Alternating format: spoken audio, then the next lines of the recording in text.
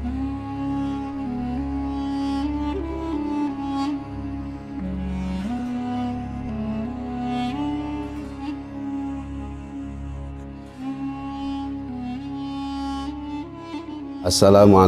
warahmatullahi wabarakatuh.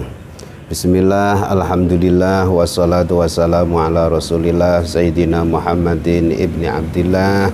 La haula wa la quwata illa billah, amma ba'd. Semuanya kawan-kawan, kaum muslimin muslimat yang kami banggakan dan kami muliakan, dan mudah-mudahan kita semuanya selalu dalam keadaan dimuliakan oleh Allah Subhanahu wa Ta'ala. Pada kesempatan hari ini menjelang bulan Ramadan, dan kita akan memasuki bulan yang mulia adalah bulan Ramadan. Yang perlu kita siapkan adalah ada beberapa poin yang perlu kita amati. Satu adalah kita persiapan fisik kita harus sehat. Sehat lahirnya, sehat jasmani, sehat rohani. Itu adalah satu poin yang perlu kita siapkan. Karena kalau kita tidak dalam keadaan sehat, maka kita dalam menjalankan bulan puasa tidak bisa khusyuk, tidak bisa tumakninah, tidak bisa ikhlas. Semuanya adalah ada unsur paksaan. Wis boh sakdadine. Karena apa? Kita tidak persiapkan awal mula. Yang kedua adalah ilmu, khususnya adalah ilmu tentang puasa. Mulai sekarang kita hadiri majelis-majelis taklim, kita mencari ilmu yang ada hubungannya dengan puasa. Atau sekarang adanya wabah COVID-19, kita dianjurkan untuk lockdown, maka kita bisa sering-sering untuk googling, mencari pengajian-pengajian dalam YouTube atau internet. Semuanya itu juga baik untuk kebaikan kita bersama, agar supaya puasa kita menjadi puasa yang benar-benar mendapatkan ridho Allah Subhanahu wa Ta'ala. Karena ilmu itu penting. Mungkin untuk pemula dalam menjalankan puasa Ramadan, orang yang puasa itu kalau siang hari mimpi basah, itu puasanya batal apa enggak? Itu juga butuh solusi. Mungkin ada suami istri karena baru nikah di bulan Sya'ban, kumpul dalam siang hari pada bulan Ramadan, itu boleh apa tidak? Itu juga butuh jawaban. Itu juga butuh nasihat oleh para guru, para kiai. Mungkin lagi meludah. Biasanya sering anak-anak zaman dulu ketika puasa awal-awal selalu meludah dan meludah. Karena apa? Khawatir meludah itu membatalkan puasa. Itu juga butuh solusi, butuh pencerahan dari para guru. Kalau hanya meludah itu tidak membatalkan puasa. Jadi keluar masuk, ludah tidak membatalkan puasa. Lain lagi kalau ditambah dari luar, tak tambah sidik, lah itu maka puasanya menjadi batal. Terus lagi yang perlu kita amati lagi, kalau pada malam hari bulan Ramadan kita kumpul sama istri, terus bangun tidur langsung sahur. Loh, aku belum mandi, puasanya bagaimana? Nah, ini termasuk contoh-contoh yang butuh adanya pencerahan dan penjelasan dari para guru. Tidak apa-apa, mungkin kumpul jam 12 langsung mandi, tidak. Sahur, setelah sahur mungkin baru mandi, baru kita menjalankan sholat subuh. Karena yang mewajibkan untuk kita mandi junub adalah sholat subuhnya, bukan puasa Ramadannya. Sholat subuhnya. Jadi tidak ada bahasanya dengan puasa Ramadan. Yang ketiga adalah islah. Mari sebelum kita memasuki bulan yang mulia adalah bulan Ramadan, kita islah, kita damai, kita rukun sesama. Mungkin dalam satu keluarga suami istri, mungkin dalam satu keluarga orang tua dan anak, mungkin satu keluarga anak dan mertua. Maka sebelum kita memasuki bulan Ramadan, kita rujuk kembali, kita rukun kembali, kita islah agar supaya dalam kita menjalankan puasa Ramadan bisa benar-benar menjadi puasa yang murni.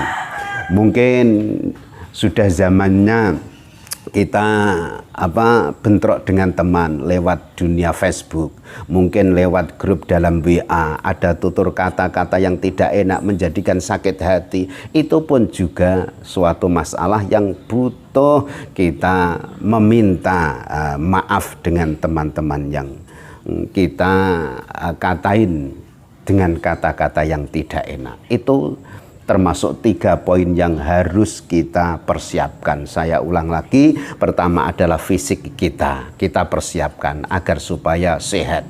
Mungkin untuk melatih puasa Ramadan kita persiapkan, tak latihan Senin, Kemis, nanti ketika Ramadan datang sudah terbiasa dengan puasa. Itu.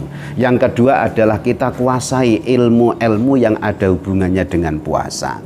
Yang ketiga adalah kita islah. Maka orang Jawa itu baik, ada tradisi menjelang Ramadan kita silaturahmi ke orang tua, ke budi atau ke Pak D atau bule atau Pak Le sambil membawa sesuatu. Mendatangi saja itu sudah kategori silaturahmi untuk kita minta maaf. Apalagi kita masih membawa sesuatu yang intinya adalah sedekah. Mungkin dengan silaturahmi dan dengan sedekah tersebut kita menjadi tambah sehat, tambah berkah kehidupan kita semuanya. Itu yang harus kita amalkan. Yang ketiga tadi adalah islah atau silaturahim. Kalau kita sudah memasuki bulan Ramadan nanti, yang perlu kita amalkan apa? Banyak sekali. Tapi jangan sampai lupa satu apa? Sering berdoa dan berdoa. Karena apa? Orang yang baru menjalankan ibadah puasa itu doanya mustajabah. Orang yang lagi puasa itu kalau berdoa doanya mustajabah. Itu adalah sabda Nabi Muhammad SAW. Di antara 3 yang mustajabah adalah doanya orang yang berpuasa. Lagi-lagi adalah ketika kita berbuka puasa, itu juga waktu yang mustajabah. Kalau ada dari kita biasanya menjelang maghrib, adanya malah kita jalan-jalan, jalan ke sana kemari, berputar-putar, karena tidak tahu kalau waktu-waktu itu adalah waktu yang mustajabah. Maka sekali lagi kita nanti dalam kita memasuki bulan Ramadan selalu berdoa dan berdoa. Tapi berdoa harus dengan etika yang benar, dengan etika yang baik. Ada suatu kisah. Ada 3 orang musafir berjalan-jalan kehabisan bekal. Akhirnya 3 orang sepakat untuk bermalam di suatu gua. Setelah masuk dalam suatu gua, setelah terbangun dari tidur, tiba-tiba guanya itu tertutup oleh batu yang besar. Didorong, tidak bergerak. Maka satu di antara 3 musafir maju. Ya Allah, saya itu punya ibu. Setiap hari saya bekerja. Ketika sudah datang waktu makan siang, saya pulang. Saya siapkan makan siang ibu, saya siapkan semuanya. Mandi, terus wudhu, sholat duhur, saya dampingi. Setelah salam, setelah berdoa selesai, saya kembali lagi ke toko. Kami buka toko, kami dagang lagi. Setelah jatah waktu makan sore, saya pulang lagi. Saya siapkan makan minumnya. Saya kawal dia dalam ibadah sholat karena selalu butuh pendamping. Setelah sholat asar, saya kembali lagi ke toko. Kalau itu semua Allah menilai itu adalah suatu kebaikan, maka dengan kebaikan itu ya Allah, tolong bukalah pintu gua ini. Akhirnya bergerak sedikit, tapi tidak bisa untuk keluar 1 orang.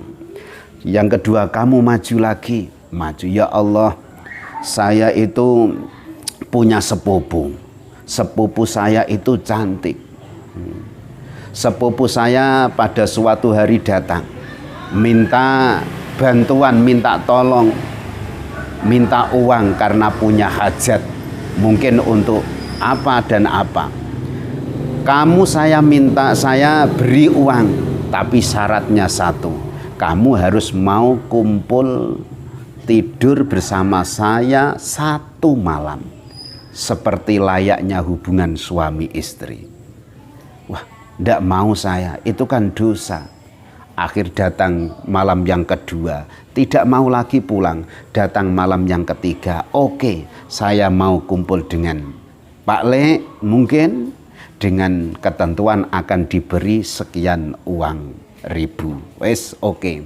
Besok kita janjian di sini, saya membawa uang dan kamu datang, nanti kita serah terima setelah kita lakukan apa yang sudah menjadi kesepakatan kita. Tapi setelah datang dalam tempat yang sudah disepakati, gagal.